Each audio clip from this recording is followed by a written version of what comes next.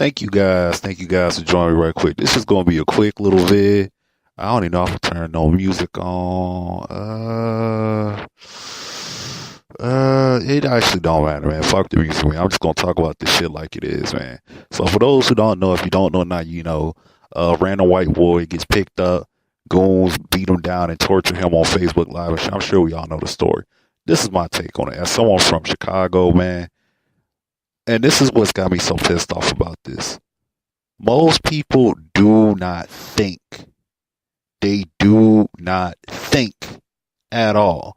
And it pisses me off because it's like I have so many friends of every shade and color, but the only people you see jumping up and down condemning what these brothers did, roughing this white boy up, are black people. I don't see not one white person saying a word. I don't see no Hispanic.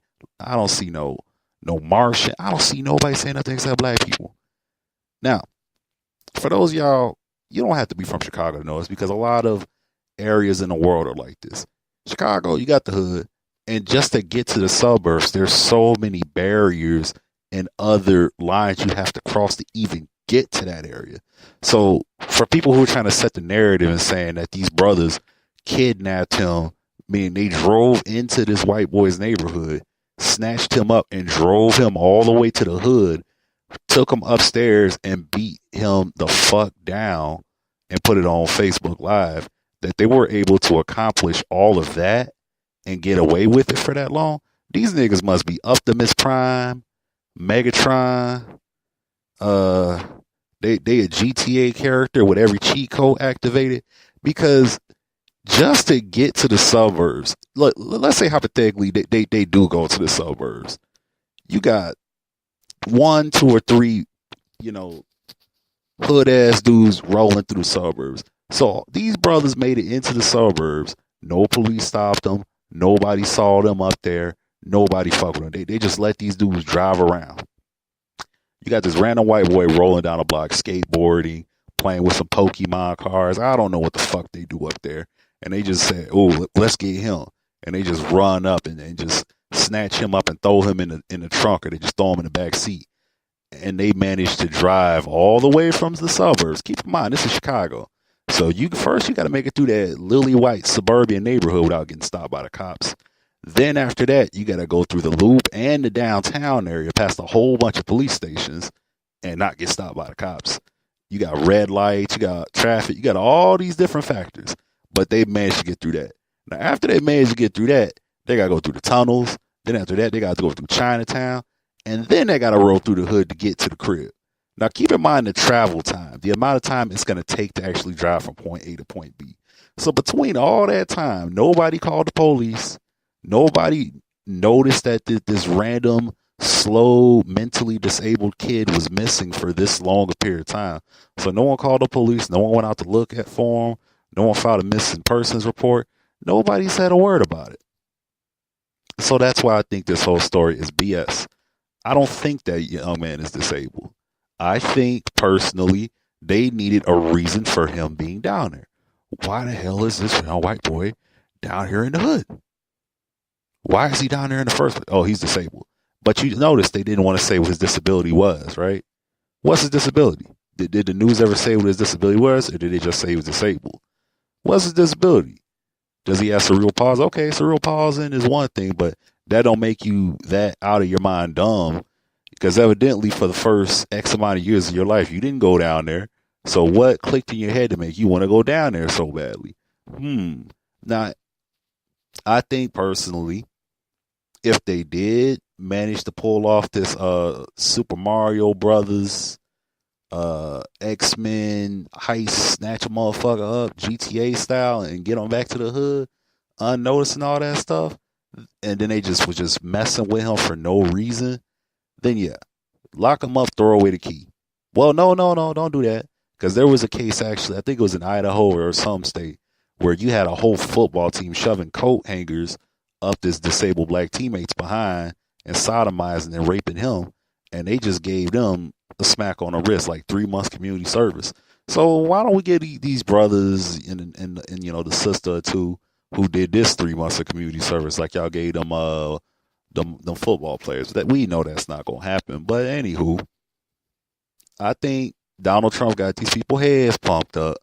So he went down to the hood thinking because he see the Trump rallies, he see black people getting knocked around and everything, and then 1 week later you got these black people who they on TV shaking hands, kissing babies, and apologizing, and they want to embrace and hug and forgive these people for smacking them around and doing all this racist stuff to them. So he thought, oh, I could go down there, I could talk to these niggas anywhere I feel like it, and they can't do nothing. It's a free country. Trump is my president. Yeah. So he went down there talking that BS 9 times out of 10. But them brothers he rolled up on wasn't trying to hear that BS. He thought it was sweet and they pulled his card. So if option one happened where they were just messing with him for no reason, then yeah, I can understand the outrage.